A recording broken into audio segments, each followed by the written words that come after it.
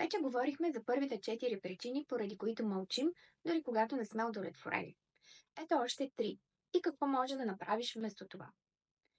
Ако заявя претенции, ще ме махнат от проекта или няма да ми дадат бонус.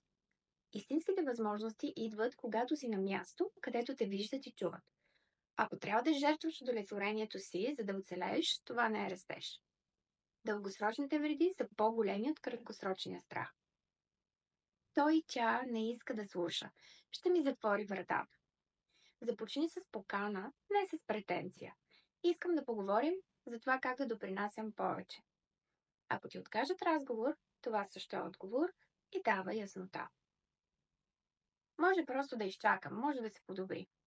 Може, но рядко се променя нещо без действие.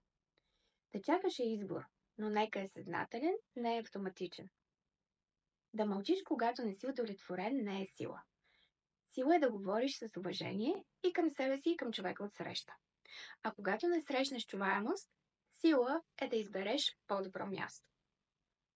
В следващото видео ще ти покажа как да планираш и да проведеш този разговор с менеджера си.